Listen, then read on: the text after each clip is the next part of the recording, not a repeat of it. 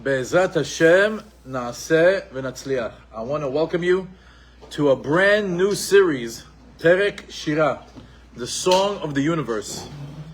As you know, I'm looking around, it's the same learning group as the Torah series that we just completed. And anybody who was really plugged in from the beginning knows the difference that book made in our lives and how we really got to know Hashem from the inside. It's like getting to know Hashem, the 13 attributes of mercy, the midot that Hashem interacts with us, the mercy that He uses in order to interact with us was a real eye-opening experience in the past year and a half when we learned Torah in depth. And moving forward, I had a bit of a hard choice to make. Mashiach is coming, and I thought it'd be appropriate to start a good, thorough class about Shabbat. However, I think Perek Shira drew me a little bit more, because just like Torah taught us how to emulate God, the continuation is going to be to learn from God's creations. The Song of the Universe is going to be a lesson where we look into God's creations and we find God within His creations. And then what we're going to do is we're going to try to extract a lesson from every single song in the Song of the Universe, Perek Shira.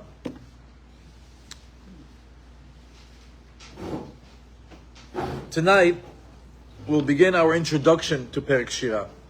Before we get started, though, I'd like to give an honorable mention and dedications to the following people. This class will be to the Ilui Nishmat of Benjamin Avraham Ben Shlomo. He is the father of our good friend Karen Barman. As they don't only come and learn with us, they don't only promote us and try to get people to come to the class, but they even sponsor. And Be'ezrat Hashem that this the sponsorship has doubled up tonight, because not only do we're doing to Elu Nishmat, but they also sponsor tonight's class to celebrate their friends Sarah and Gabriel on their 48th wedding anniversary. Hashem vayech otchem, sameach otchem. Be'ezrat Hashem, you merit to health, wealth, happiness, bracha b'atzlacha, many more years of blissful marriage together, and that's both for Sarah and Gabriel and David and Karen. Hashem vayech otchem, sameach otchem. Thank you so much. 50 would be the golden anniversary. All right. Now, also would like to give an honorable mention and blessings and dedications to Inbal Bat Jacqueline, Noam Avidar and family, and Refuah Shelma to Jacqueline Batalia. Let's get started.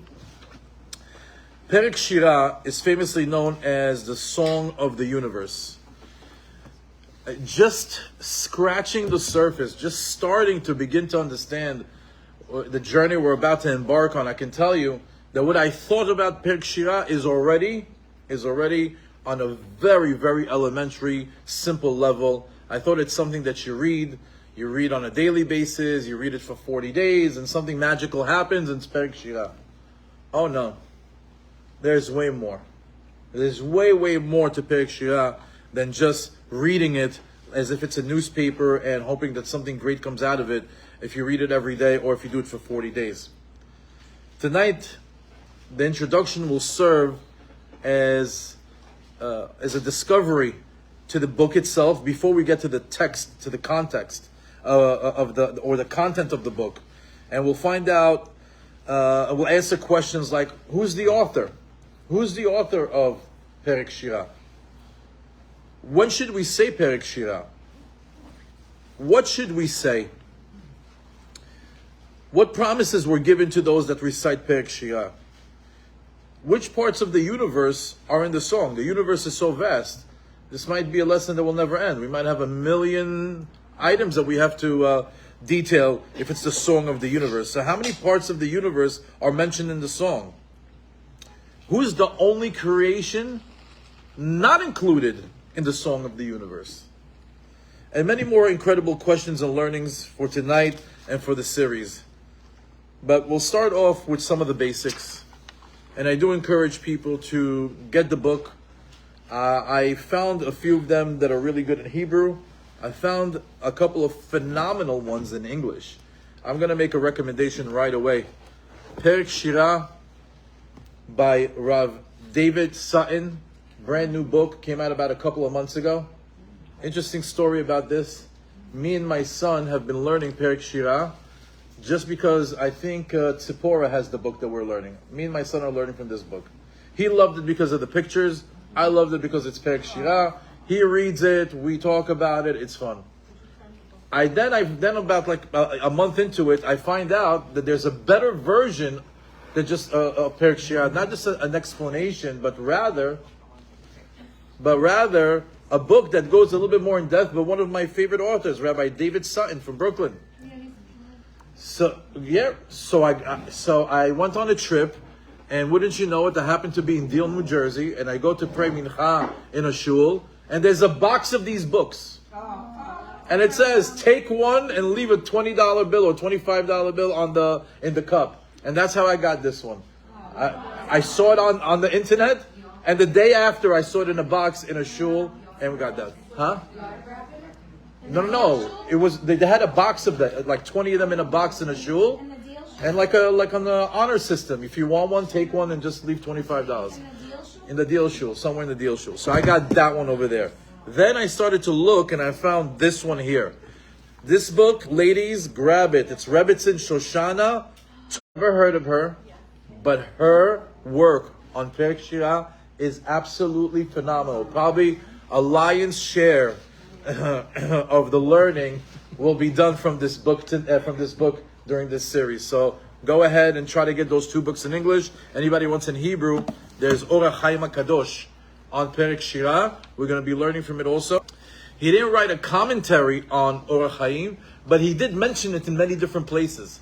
So what they did is, these are likutim, things that the Orach Chaim HaKadosh mentioned in various places, and they gathered it all into one book. We're going to be learning from that as well. And I found another one with with Pirush, Rabbeinu Shmuel Kimchi, Rabbeinu Binyamin HaKohen, Rabbeinu David Oppenheim, also some more commentaries. So we have a nice reservoir of books to draw from. I do recommend that you guys get it, because it's always nice to review and to refresh your memory from the lessons that we do. Above and beyond the fact that we post all our classes, and you could always play, press rewind either on YouTube, SoundCloud, Spotify. Baruch Hashem, we're on a lot of different platforms if you want to see it again.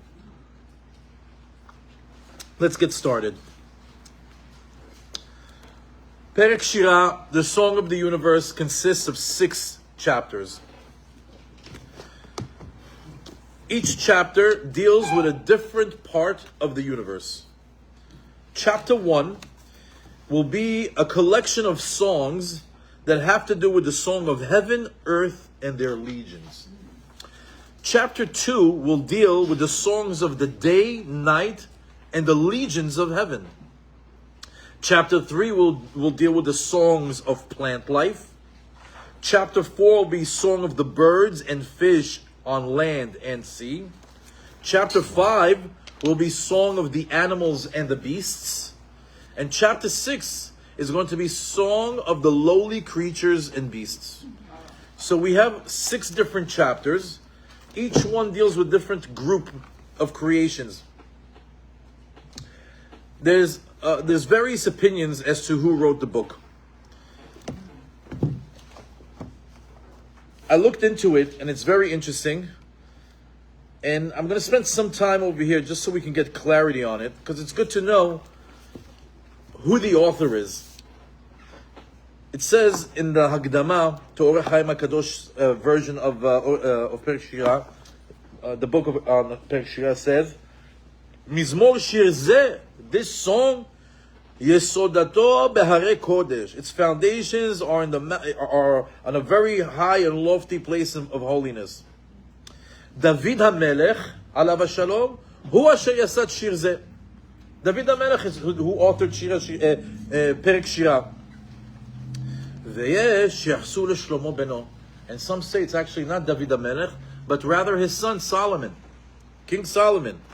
As it says, Shir HaShirim Asher LeShlomo. The Song of Songs that we know of also includes the Perek Shira. Because Rabba chokhmato michokhmat kol bnei kedem.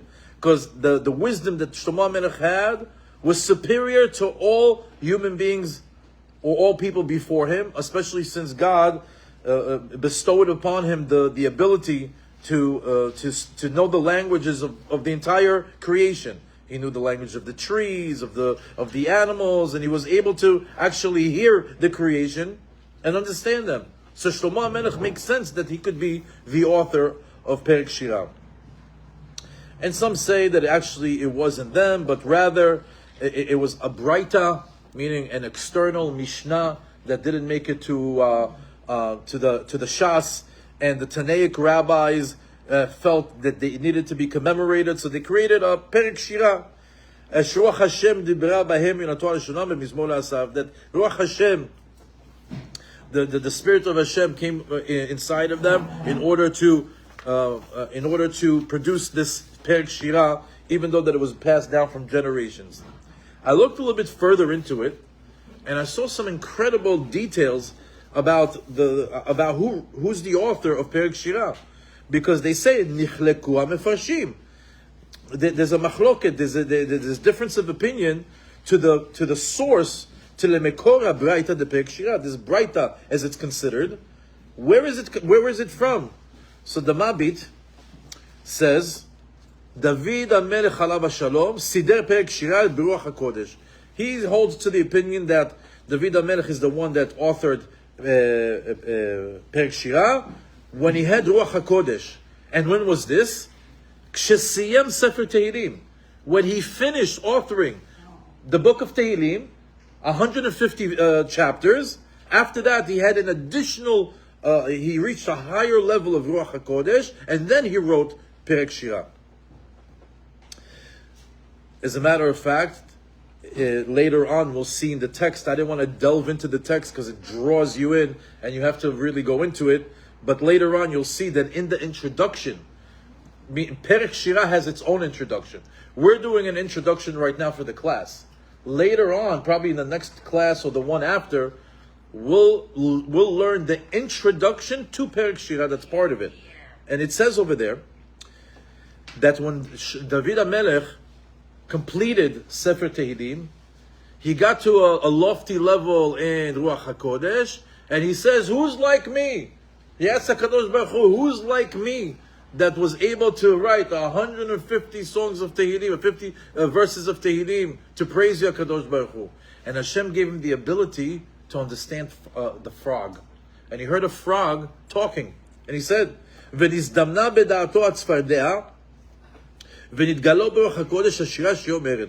And he heard the song that the frog, meaning each creation has their own song to the Creator. And all of a sudden he was privied to hear the song of the frog. And then it talks about the special mitzvah that the frog busies itself with on a daily basis.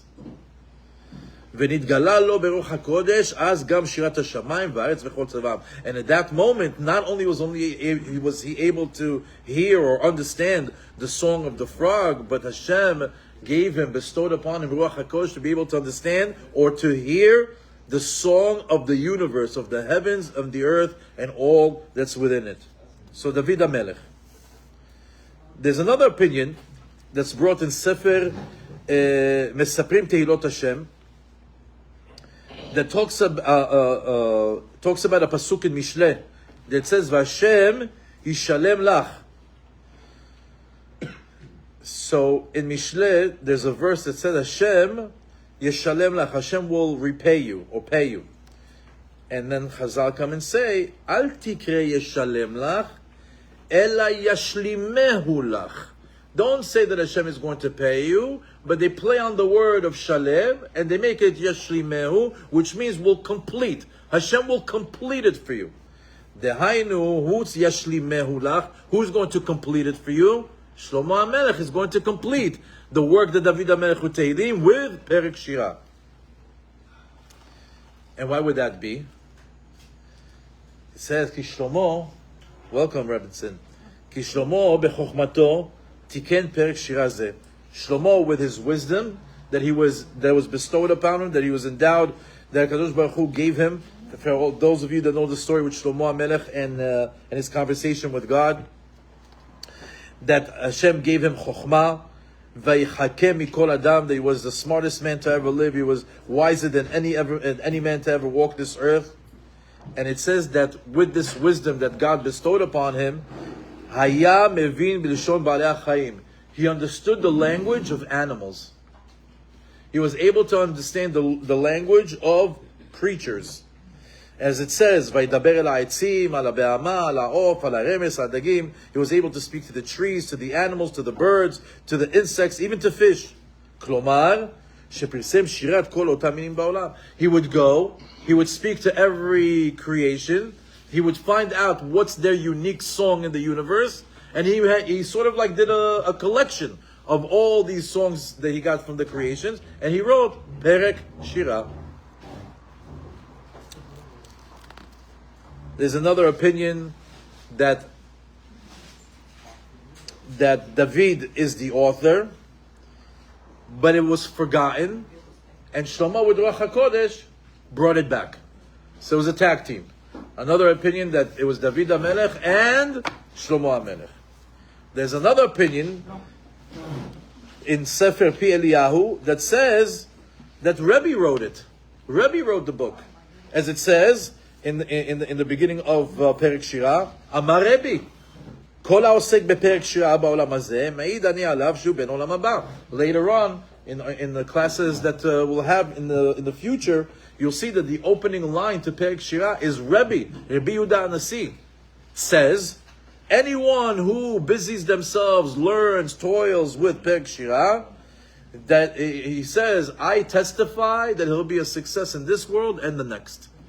So there's an opinion that Rabbi wrote it, because since the beginning of the Braita is Rabbi. There's another opinion that Rabbi Eliezer Gadol wrote it, as you'll see that his name is mentioned as well in the Braita. And furthermore, it says regardless of who authored Perek Shira, David HaMelech, Shlomo HaMelech, tag team, David and Shlomo, whether it's Rabbi Eliezer Gadol, nevertheless, Perek Shira has been part of the fabric of the Jewish nation for hundreds and hundreds and hundreds and hundreds of years. It says over here, "V'nimtza ba'uma alpayim ha'shanim," meaning close to 2,000 years. We have this Perek Shira within our culture, within our tradition. Rabbi Eliezer Gadol v'Rabbeinu HaKadosh al yaker ma'alatam v'toratam oskim b'hem. And they said that the biggest Tanaic rabbis, like Rabbi Eliezer Gadol and Rabbi, Rabbeinu HaKadosh as he's famously known, spoke so highly for people that toil with learning Perek Shira. There's a very famous book, Tzafnat Pa'aneach, that says something very interesting, that says that Rabbi Hananiah ben Dosa chibero. There's another rabbi, Rabbi Hananiah ben Dosa, and he says, "Ve'en yadua la'olam mibeten kadosh me'etzu advarim." He says, you know what? Ani osek bePerek Shira hazo v'hu braita. Rabbi Hananiah ben Dosa says, I am dealing with the Perek Shira, and it's a braita, it's an external mishnah that didn't make it to the Shas. Ve'en yadua la'olam mibeten kadosh mi yetzu advarim. And nobody knows, it's concealed in the world, from whose holy belly, meaning from whose concealed image that we don't have, these holy words, this holy braita came out. And then some said, because he said that, Rabbi Hananiah ben Dosa, that the opinion is Rabbi Hananiah ben Dosa. Okay, so if anybody asks you who wrote Perek Shira, you have a mouthful. Now,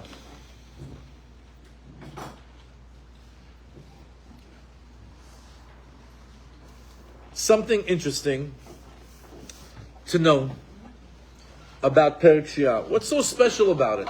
Why do we have to learn it? What's the big deal?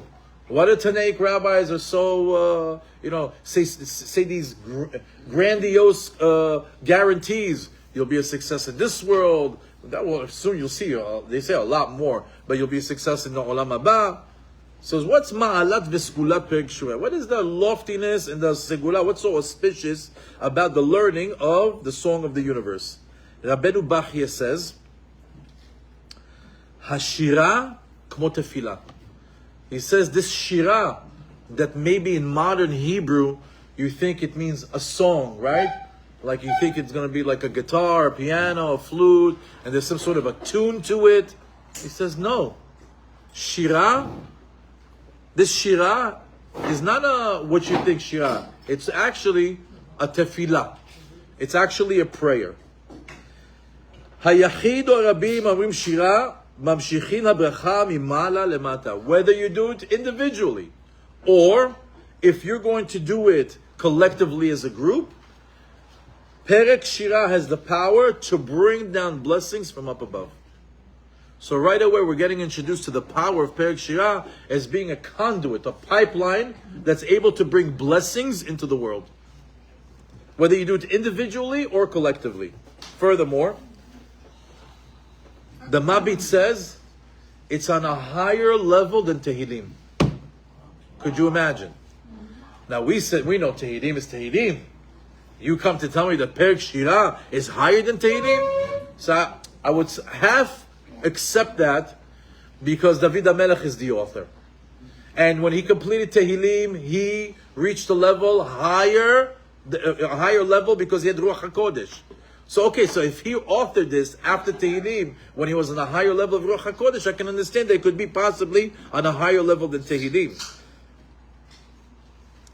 But how could it be more? So it says, Acher kaloto, besefer Tehillim, when David HaMelech completed Tehillim, netosaf bo Ruach HaKodesh, he became holier. He had a higher level of Ruach HaKodesh. Sheyesh bo yeter se'et u'ma'ala be'inyan ze misefer Tehillim. He says, and this Perek Shira is on a much higher level, leaps and bounds on more in quality than or holiness than Sefer Tehillim. Why? Because it says shekol mizmor, kol mizmor yesh b'segula linatzel mera'ah. It says every single mizmor in Tehillim is auspicious to be saved from some sort of a calamity. As I don't know if some of you have it, but there's books of Tehillim that have shimush Tehillim. I don't know if you've ever heard of this concept. Shimush Tehillim. Shimush Tehillim means that you can actually use the verses for certain things. We have one over here, Rav Yoram Abergel's Tehillim. If you take a look at it, the white one over here, it says on the top, it's a Perek Chaf Gimel, then on the side it says Shimush, and it tells you the instruction for this, if you say this Perek, this is what you could do, and this one would be the outcome. So there's a Shimush Tehillim, right?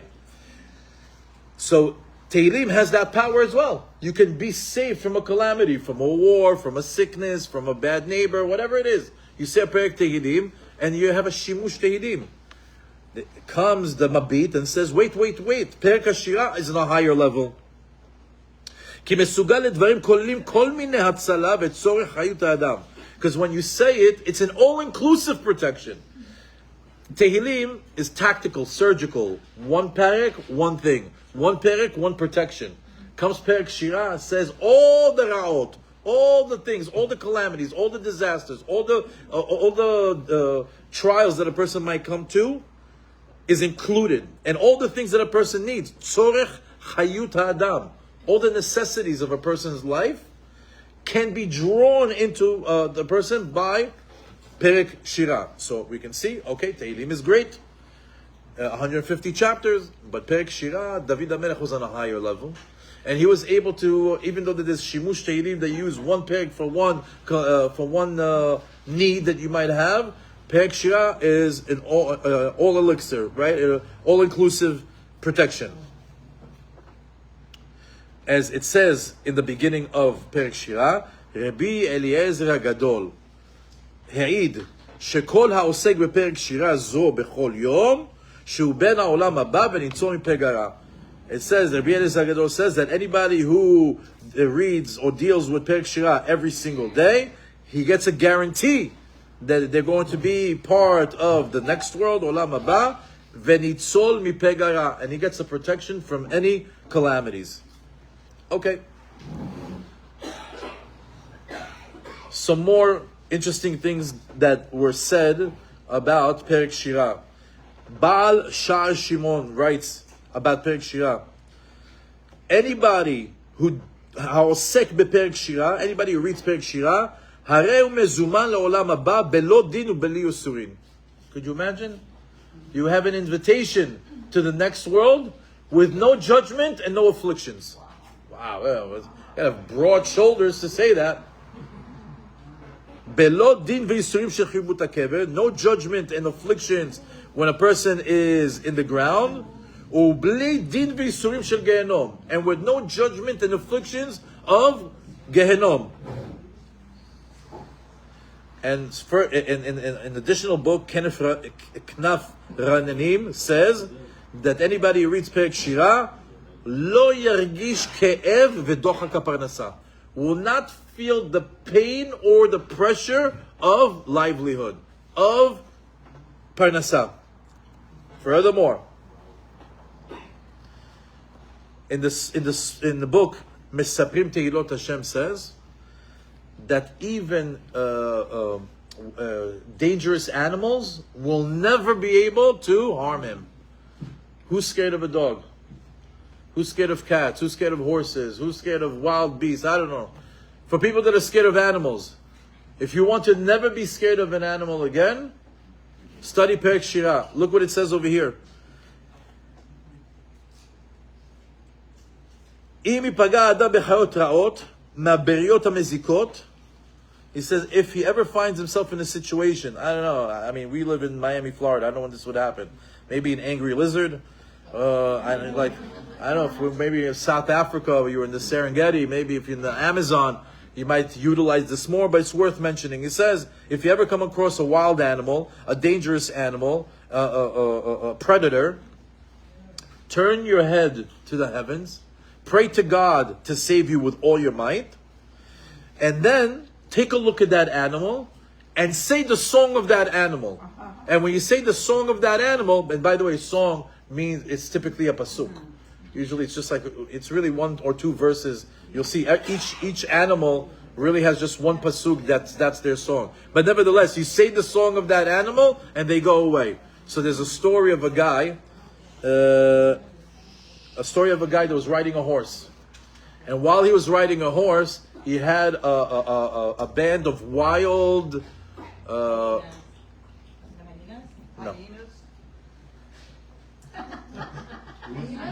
This is not a guessing game, I got it. I'm reading from the book. We're good. Okay. Preda. You know what's preda? It's a wild jackass. It's a combination of a horse and a donkey. And they're wild. And their bite is very strong. And their bite actually breaks bones. So he was surrounded by them. So the story goes that he raised his head to the heavens, he prayed to God with all his might, and he said the song of the Preda, and they turned around. Va'amarti et shirat hapered, which was what? Yoducha Hashem kol malchei haaretz, ki shamu emre picha, and whatever the continuation of that is. V'achar kach halachti ledarki leshalom, and I walked away peacefully. Va'pradim shaktu v'alchu lam ledarkam, and they turned around and went their way also. Umikan lamanti ma'u zeh shene'emar v'nitzol mipeh gara. From here we say when the Perek Shira gives you a guarantee that you'll be saved from a calamity or from a negative event, he says, now I understand. I was right now in danger, and I was saved in the merit of reciting the pasuk, that the shira of the Perek. Now, even though that we have now that the shira draws bracha to the world, whether collectively or as an individually. We learned that it's on a higher level than Tehillim because of the stage that David HaMelech was when he completed Tehillim. We see that it brings physical and spiritual protection both in this world and the next. A good thing to know would be is when is the right time to say it and the right way to say it. Because keep in mind that these are verses, right? Not all verses can be recited at all times. So, and not only that, we see that the actual Shira is 6 chapters. So it's written in the book Eliyah Rabbah. Minhagenu lomar Perek Shira bechol yom. The Breita says that all the guarantees that come, the protection and the protection in this world and meriting to Olam Haba, is for somebody that says Perek Shira every day. Every day you have to say it. It says not only is he promised the next world, but also whatever he learned is Mikayem. So he says, pay attention to the Lashon of the Breita. He says, Tanya Rabbi Eliezer Agado אומר, כל העוסק בפרק שירה זה בכל יום מובטח לו. משמע שאין צריך לומר כולו, אלא רק העוסק בפרק בכל יום. He says, yes, it does say that you have to read it every day, but it doesn't have to say you have to read the whole thing the whole day. So the whole thing every day. So what do? You read 1 chapter a day. Chapter 1 on Sunday, chapter 2 on Monday, chapter 3 on Tuesday, Wednesday, Thursday, Friday, so on and so forth. Now comes another opinion. Comes Pi Eliyahu.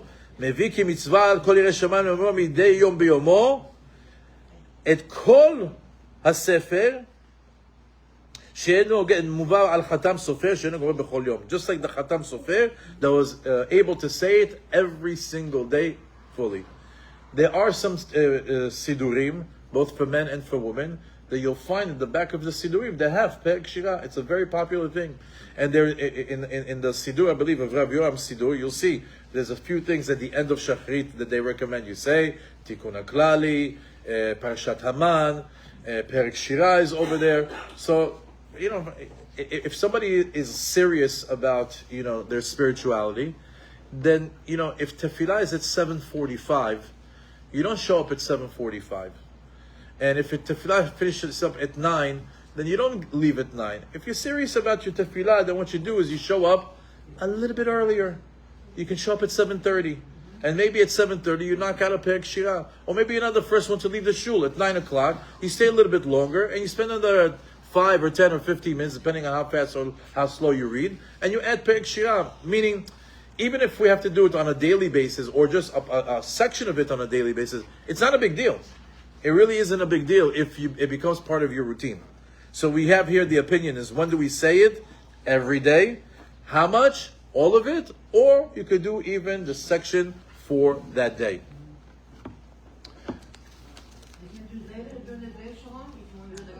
So I didn't look into it, but I'm just going to use my logic. The question is, I think the question you're asking, well, I'm going to ask it for all of us, can you say it in the day or can you say it at night? Right? So because these are verses that are from Tehillim or verses from the Tanakh, we know that we have a prohibition to learn Torah at night. And Tehillim, we don't say at night. The only times that we do say Tehillim at night, if it's in a case of an emergency, somebody is sick, or maybe something that's a holiday, or Rosh Hashanah, Kippur, for people that are trying to finish 1 or 2 books during those days. But nevertheless, this is something that you should try to do during the day, in order not to read certain pesukim that are not to be meant to be read at night. Let's continue.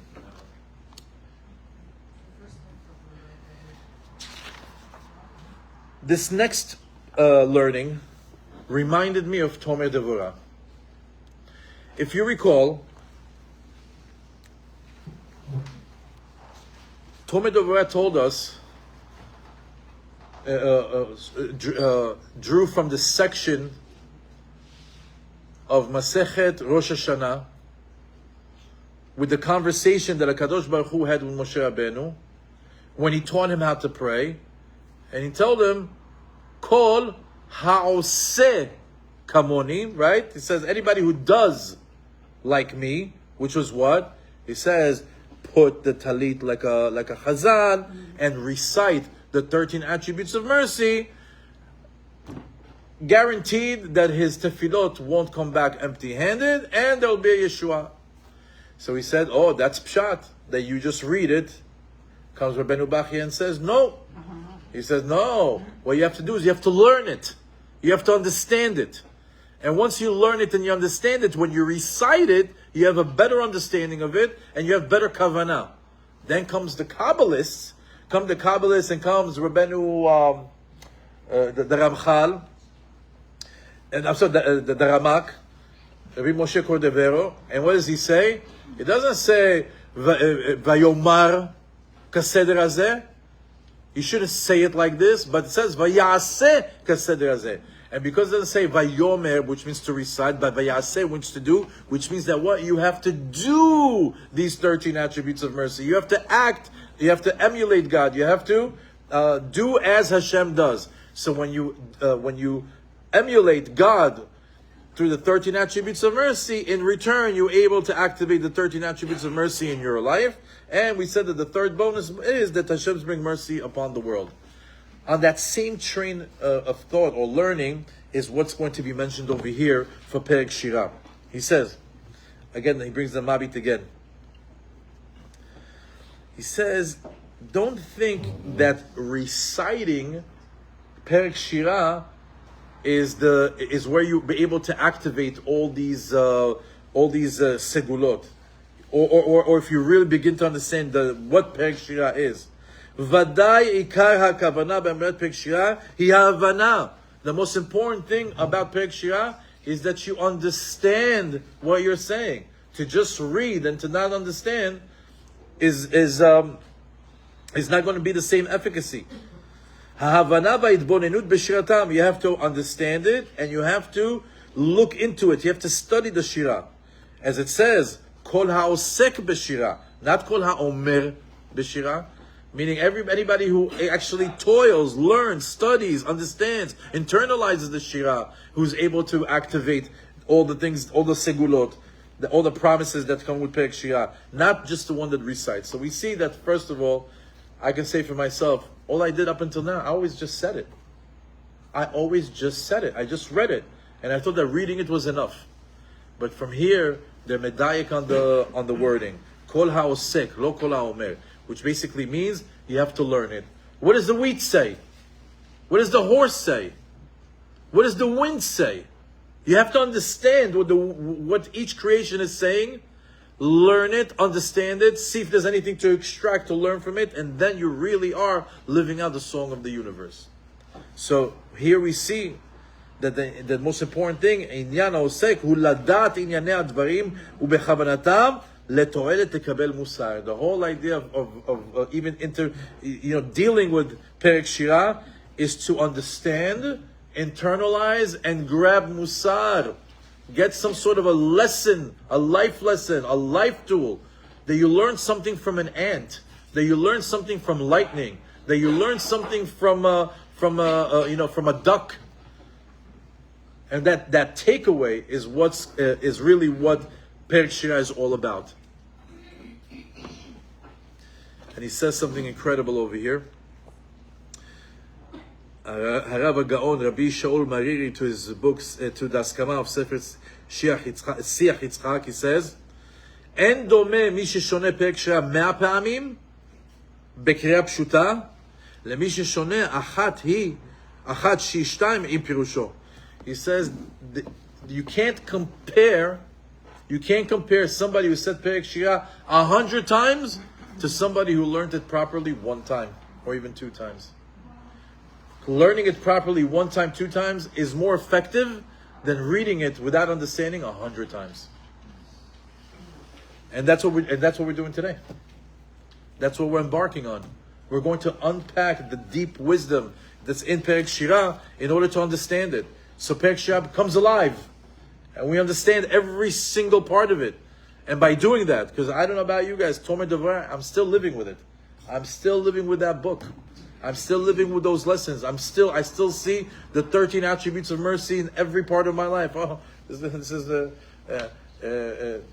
Sherit Nachalato. Oh, I got to treat him like my family. That one. Oh, you know what? Ignore the bad, concentrate on the good. Oh, but Kimei Kedem. There's nothing good about this guy, but you know what? When he was a baby, he was probably sinless, and you know what? He's a good Jew. At one point, he was good. Where's all this coming from? Every time I look at a person, I have a Torah Devorah, a 13 attribute jumping at me, how to process human beings in front of me. How to process Jews in front of me. Similarly is here. We're going to get life tools. Every single animal is going to give you something, a takeaway that's going to help you live out life with more life tools in your toolbox. And you'll be able to manage your life, your marriage, your relationships, your all areas of your life to be balanced. And once you become balanced, you'll be able to actually sing the song of the universe. So that's why it's important to learn, and that's what we're doing here tonight. Furthermore, it says, Rav Yosef Albo, Shetam hityastud braita zod, the Perek Shira, he says the reason why this braita became foundational in Jewish life, Shilmedu bnei adam v'yitbonenu b'shirat habriya. Why did it withstand the test of time? Because the reason for this braita to be out there in the world is so people can reflect on creations and start to see the greatness of God within creation. And from that, they break out in a song for the greatness of God. Because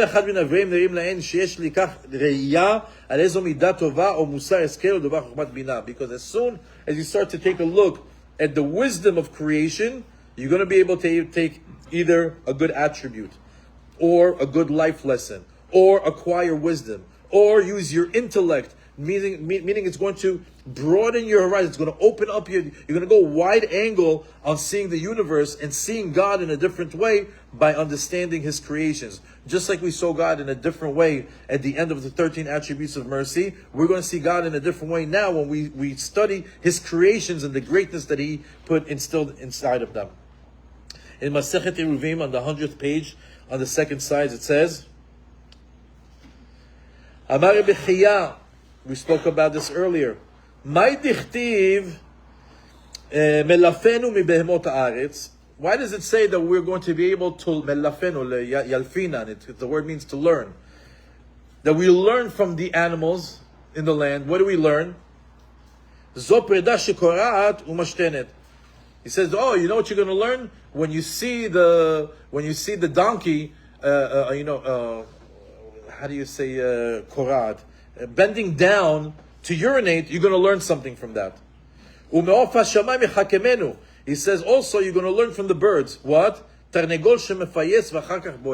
He says when you see the chicken or the rooster, sort of like trying to impress the lady chicken before he mates with her, there's a lesson waiting for you over there.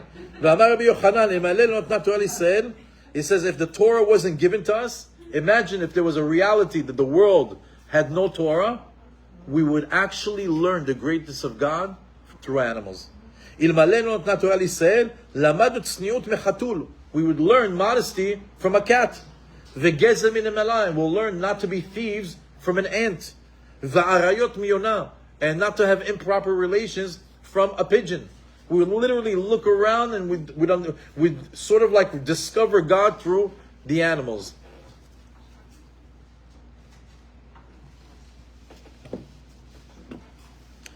And our mission in life is to look at the universe, get these lessons, collect them, collect all the lessons, all the shirot of the universe, and make them your own. Because these are there's 85 songs in Perek Shira. It's a toolbox that's going to have 85 tools when we're done. And those 85 tools are going to give you a whole different outlook on the world, on life, and for yourself in your private life. Furthermore, the fact that we can learn from every creation, from cats, from birds, from ants, there's a few more interesting facts about Perek Shira.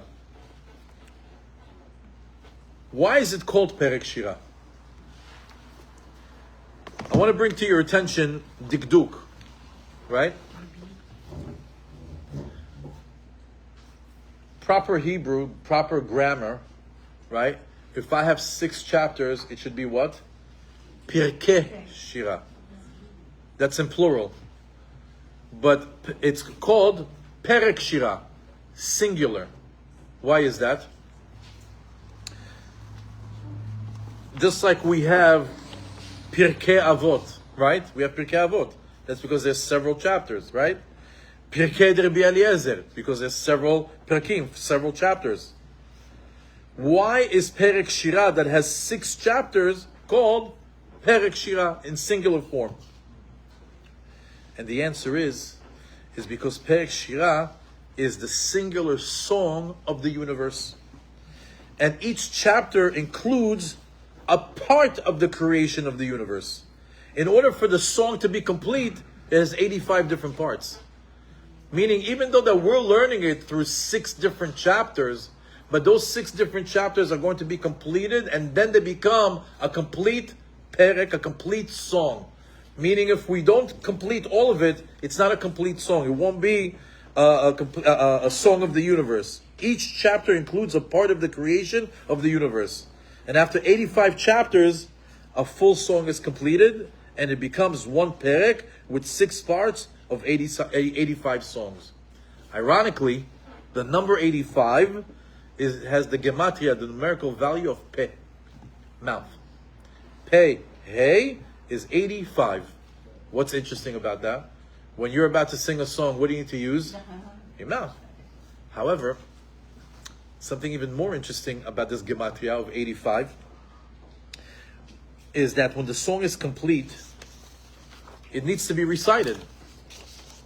When the song is complete, somebody needs to sing it.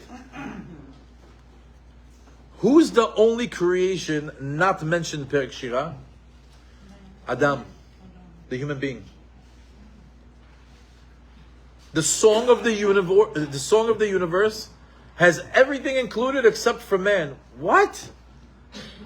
The whole world was created for man. We are the ultimate creation. That Hashem created everything for us so we can rule over it. And not to be included in the song of the universe? And the answer is yes. Because the makeup of the universe is everything that is inside the Shira.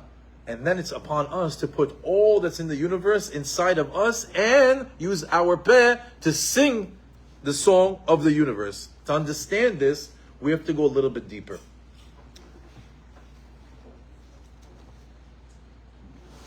We have to go a little bit deeper.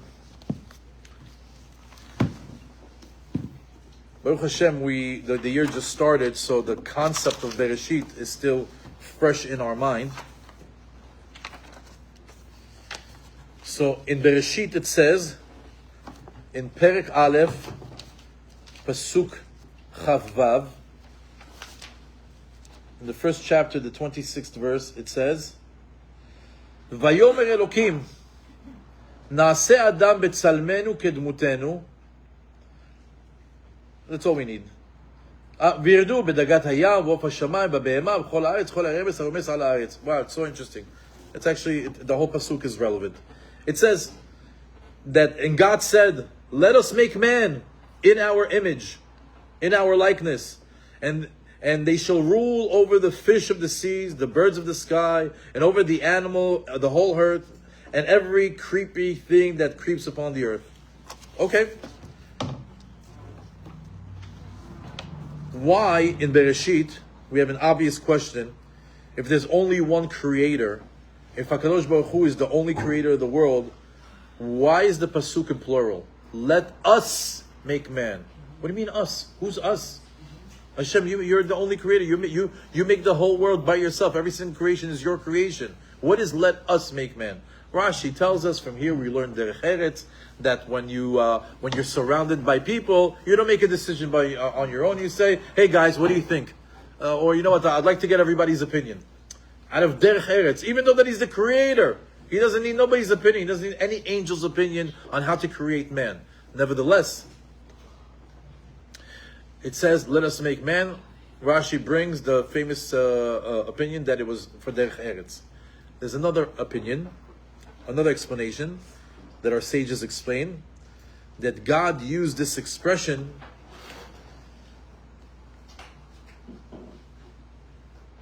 this cryptic plural expression in order to explain to us that since all of creation was brought into being for the sake of man, like we said, all of creation was brought just so man could benefit from it.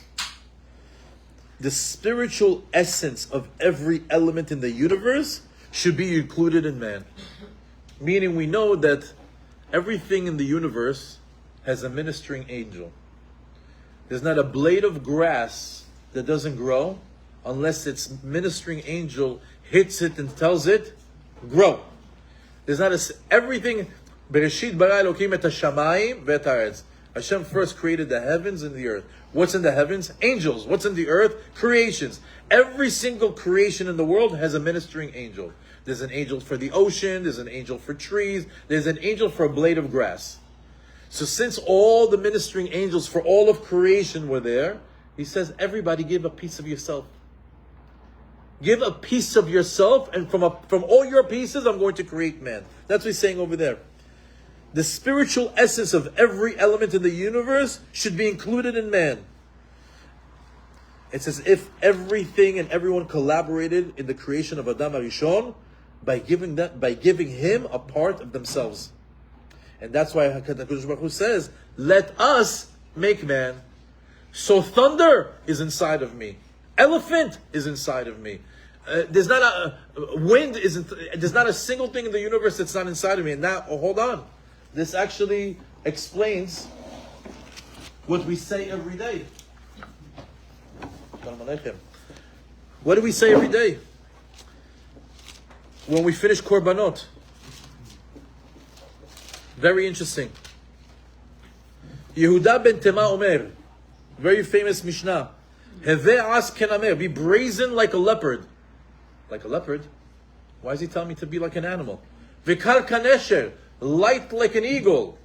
Ve'ratz ketzvi, and to be swift like a deer. Ve'gibor ka'ari, and strong like a lion. Why is Rabbi Yehuda ben Tema Omer asking me, why is Rabbi Yehuda ben Tema telling me to be like an animal? You know why? Because I have those in me. I have the strength of a lion in me. I can be light as an eagle. I can be swift as a deer. I can be brazen as a leopard. Because in the beginning of time, in the beginning of creation, every single ministering angel for every creation gave a bit of itself, and it's in me. The entire universe is inside of you. So when you are able to get connected to every part of the universe, to the animals, to the wind, to the planets, and you are learning Perek Shira, and you're able to connect, to the essence of every part of creation, and you finally open up your peh, your mouth, and you sing the universe, you're empowering the world. You're empowering every single thing in the world. Because everything in the world is inside of you too. And that's what they're saying over here. Everything collaborated in Adam HaRishon's creation by giving him a part of themselves. And that's why Hashem used the plural, let us make man. It's as if everything in the universe is wired into him. And we have the ability to tap into it on a daily basis. And Perek Shira is going to be that master key, that owner's manual to tapping into all those elements in the universe that are embedded in us, that right now are dormant, that we're probably not activating because we don't know how to. Because up until now we just read Perek Shira. We never learned it. We never studied it. What does the desert say? I don't know. What does the night say? I don't know. What does the barley say? What does the wheat say? I don't know. So we see over here. So we see we have 85 amazing lessons coming up. I don't think we'll do 85 lessons because that means we'll be here for like 5 years. We'll have to. I have to find a way to condense some things and to group them. We're definitely going to have one lesson just about the rooster. There's one chapter that has about 10 different things just about the rooster. It's so interesting. Looking forward to that when we get to it. But nevertheless, that's what's happening here. Now, it's very interesting Because man's purpose is to be fully aligned with the universe, as the entire universe is within him. And when a person is fully aligned, then the sound of the universe comes to life. So it's very interesting, because Baruch Hashem, in this week's parasha, we have somebody who was very curious about the universe. We just spoke about Avraham Avinu on the Parashat Shavua class, and we spent a good 20 minutes in the beginning of the class talking about his journey from when he was born till Hashem spoke to him. 48 years where he's just looking around and he's in awe of the sun. And he says, "You're my God." And he bowed down to it, but then it disappeared. But then the moon came up. He said, "Oh, you're my God." And he bowed down to it and disappeared. And he started to figure out that his father was a manufacturer of Avodah Zarah. And then Nimrod made himself a deity, said he's a king. And the whole story of how he was thrown to the Kifshan and how Hashem finally revealed himself to him. But what was very interesting in Avraham Avinu's this journey of discovery of Kadosh Baruch Hu, it came through the universe. It came through looking at the world, and he says, "Lemi evarech, lemi omar toda." The burning question in his life was, to who do I say thank you for this amazing universe? This sun that warms me, the rain that comes down, the food that I'm eating, the shelter that I have, the children that I have, the vision that I have. Who do I say thank you to? He was so amazed by every single part of the universe, and that's what brought him to love Hashem for who he is, the creator of the universe. And then later on it says, Lech Lecha. We said this pasuk in Parashat Shavua. It's worth mentioning again. He says, Lech Lecha me'artzecha muladecha u'bet avicha. HaKadosh Baruch Hu reveals himself to Avraham Avinu and tells him, Go for yourself. Leave your artziyut. Leave the world that you know. Leave the place that you know. Leave your comfort zone. Leave your family. Leave your city. Go. Why?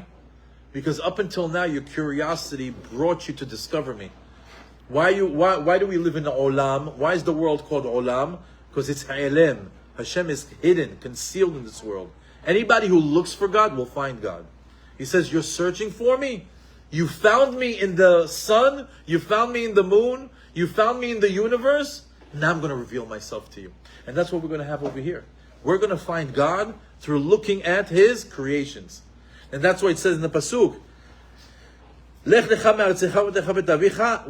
Where should he go? Leave your artziyut, leave your understanding. Let me show you the new world. Let me take you to the world that I'm going to show you, the new Eretz I'm going to show you. I'm going to show you how the physical and the spiritual intertwine, how they get interlaced, how the avodah of a Jew is to elevate the physical through the spiritual. Let me show you the new Eretz. So as Avraham Avinu got to know Hashem through being in awe of the universe, that's what we're going to be doing as well. Every single week, we're just going to be in awe of things that maybe we took, took for granted. We live in a generation where everything is readily available to us, right? Maybe we're not in awe of a stalk of wheat, and maybe we're not in awe of a frog, and maybe we're not in awe of dew, or rain, or a desert, or a tree. But nevertheless, there's a lesson embedded in all those creations, and it's the onus is on us to find God in all those creations and really, really unpack the hidden master keys to life in Perek Shira.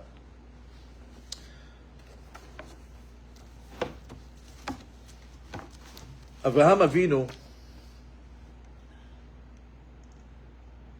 had the famous question, Mi bara ele? He went around the world and he says, Mi bara ele? Who created this tree? Who created this fruit?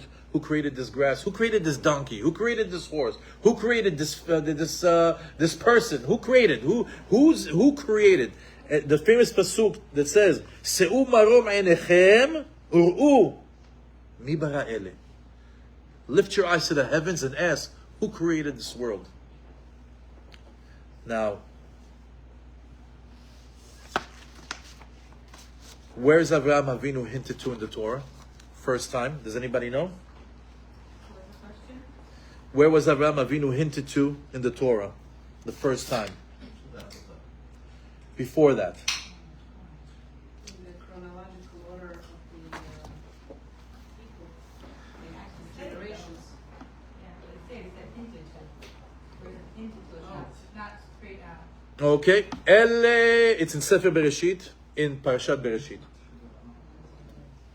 Who said that? What? The generations. No. Beautiful. He got it. Give that man a seltzer. Parashat Bereshit, Perek Bet, Pasuk Dalet. אלה תולדות השמיים והארץ, בהיברעם, ביום עשת השם אלוקים, ארץ ושמיים. Chazal tell us that Hashem wanted to create this entire world for who? Avraham. Where is it hinted? In the word Behibaream. If you take the word Behibaream and you boggle it, Avraham. So he says, so why didn't you create Avraham first? Why create Adam? Because God forbid, if Avraham sinned, there's no turning back. So he had to create Adam and go through 10 generations from Avraham to Noah. Noah, 10 generations to Avraham. And then over there already, the human race already went through some sort of a sifting process or psolet and ikar process until we reach Avraham Avinu, where he began to do what? To look for a Kadosh Baruch Hu where? Through the universe. And it's interesting that the first pasuk that hints to Avraham Avinu is surrounded by what? El toldot hashamayim va'aretz. He looked at the shamayim, he looked at the aretz. Behi baram, Avraham Avinu looked at the skies, he looked at the earth, and says, who? Mi bara ele. Who created this? Beyom asot Hashem Elokim, eretz v'shamayim.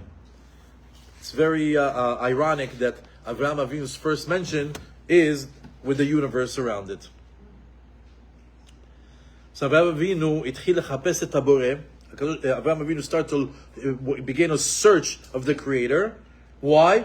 Kedei lehodot, kedei levarech. He wanted to praise. He wanted to thank. He had hakarat hatov. He was grateful. Like, please, somebody's taking care of me. Somebody's being good to me. I want to say thank you.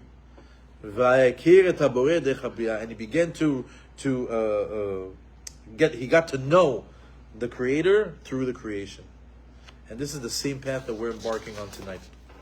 Getting to know the essence of each creation songs, we get a life tool, a life lesson, and an insight to Hashem and His ways. And once we become wiser, learning Hashem's ways through His creations, we get aligned with ourselves, the universe, and Hashem. This is the Perek Shira is a spiritual alignment. When you understand the world that you're living in, its inhabitants, and the Creator, you're lining yourself up. And by us learning about Hashem's creations in the universe, we in turn empower the universe. I had a custom, I don't know if it's a good custom or not, but I had a custom to start off the week with Perek Shira. Why? Perek Shira, I don't know, I guess it feels like Sunday, the work week begins, right? And I knew it was the song of the universe, so I felt, let's give power to the week. I didn't see anywhere that says, say Perek Shira once a week. I guess that was the beginner version of reciting Perek Shira. But we see that our saying, reciting, learning Perek Shira empowers the universe. And by doing that, we discover our inner powers and God's wisdom in creation. And this is going to be the most attractive thing about this series, is that we're going to find God's wisdom in creation. People already are asking me, why are there raccoons? Why is there, I don't know why there's raccoons. I don't know if there's even Perek Shira, but maybe we'll find somebody similar to a raccoon. I don't know. I don't know why we have, what do you call it? These are not lizards. What do they call them over here? The iguanas. I don't know why we have all these iguanas. I don't know. Maybe they're Perek Shira. I know from a story that I heard, they say, oh, why do we have spiders? And then we have the whole story with David HaMelech. Why? Okay, you're asking why? Hopefully we'll get the answers. I just want to introduce you to the learning style of this class. It's going to be a little bit different. The learning style of this class is going to be, it's going to have several layers to it, even though that almost all our learnings have several layers to it. But this is going to be actually the only way that we can really get everything that we need out of that one pasuk. We're going to learn it on a pshat level. There's always going to be the simple understanding of the pasuk, where it comes from, what it's dealing with, the animal or the creation that it pertains to. And most of these pasukim are very cryptic. And because they're cryptic, we have to, it's like a code, a puzzle, so we have to decode it. Right? Why is this pasuk the one that the dog is saying, or that the cat is saying, or the duck is saying, or the wind is saying, or Gehenom is saying, or heaven is saying? Why is this the pasuk that they? And you have to understand, that's the pasuk that they repeat over and over and over again. They're constantly in song. That's the pasuk that they're looping that song over and over again. Why? Because it defines their service. It defines their essence in this world. So this cryptic pasuk is we really have to unpack it. And within that pasuk, there's a message. In most of these pasukim, there's also a midah, there's an attribute, a characteristic of that creation that we have to learn from. And we need to decipher, and then eventually, just like the learning with Tomei Dova, we need to internalize it. We have to take the lesson from the ant and make it our own. We have to take that lesson from the spider and make it our own.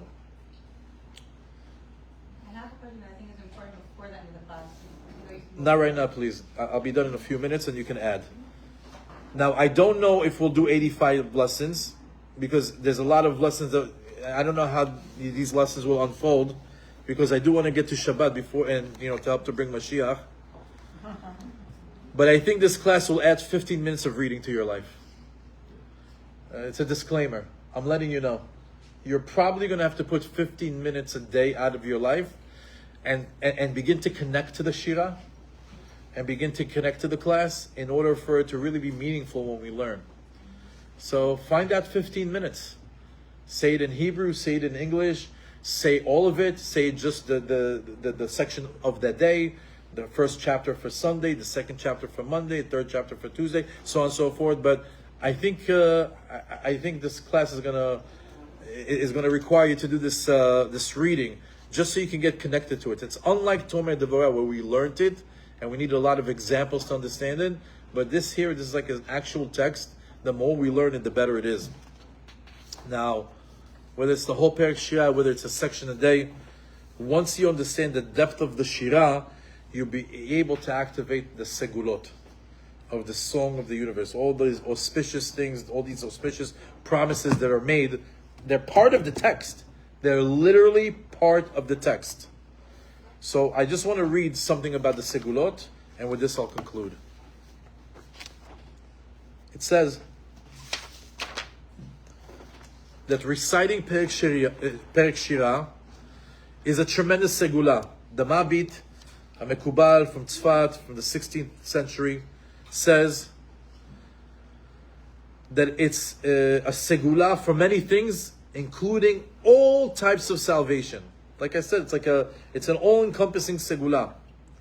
There's, we have in our culture, we have in our religion, the concept of the number 40. And we've been told that anything that is done for 40 days has the power to change nature. We said it in the month of Elul. We spoke about deleting a bad habit. Refrain from cursing for 40 days. Refrain from Lashon Hara for 40 days. Refrain from anger for 40 days. Refrain from any negative attribute for 40 days. At the end of 40 days, you've changed your nature. It becomes second nature to you. Similarly, if you want to add something on, right? If you want to add, I want to make it to Minyan. I want to start praying in a Minyan. Yeah, if you go to Minyan 40 days straight, you broke that klipa, it'll hold. You wanna be happy. You want to stop being, you hold yourself back from being angry for 40 days. At the end of 40 days, your nature is going to change. 40 is a very powerful number. Perek Shira, many people read it for 40 days. There is a segula to read it for 40 days consecutively to change reality. And when we internalize something, especially this unbelievable message of Perek Shira, the renewed reality brings renewed blessings. When you change your identity, then any of the dinim for that person no longer apply. Return to sender. It's a different person. He doesn't live here anymore. And when you have a new identity, when you've added some sort of a learning from Perek Shira, you learned something from the ant, and all of a sudden you're a brand new individual, it opens up a new shefa, a new pipeline, a new mazal. So that's what he's saying. If you're able to stick to what you're learning and apply it for 40 days, you're able to experience a new reality. Comes Rabbi Eliezer Agadol, as it says in the introduction to Perek Shira, and he says that anybody who makes the endeavor of studying these chapters, anyone who is osek, anybody who delves into Perek Shira in the world, merits saying it in the world to come. So I'm just going to put a little carrot on the stick. Anybody who will begin a 40-day journey of saying Perek Shira, and you come and you tell me, I did it for 40 days, I will take it upon myself to celebrate you in this group with a beautiful cake to your 40-day celebration, and I will also give this book as a gift for anybody that completes a 40-day journey of Perek Shira. I'm going to do it. And 40 nights from tonight is Hanukkah. That'll be my Be'ezat Hashem. And Be'ezat Hashem, also maybe on day 40, you could also share the salvation that you experienced, the Yeshua that you experienced at that time. Okay, Baruch Hashem, that's our introduction to the book. Next week, we're going to start with the with the Perek Shira's introduction. Like we said, the Shira has its own introduction, and then we'll get into chapter 1 and chapter 2 and chapter 3 and chapter 4.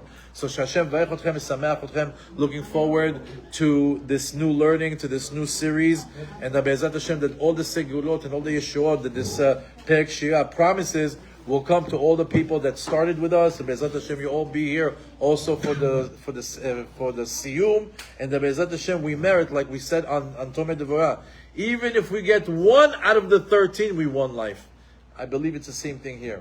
Even if we get 1 learning out of his 85 songs, we win life. Because if you're able to change yourself in one way, if you're able to rediscover God in one way, you're already winning life. Hashem v'ayich otchem, sameach otchem. We'll see you guys on Monday. This is no Wednesday, Monday.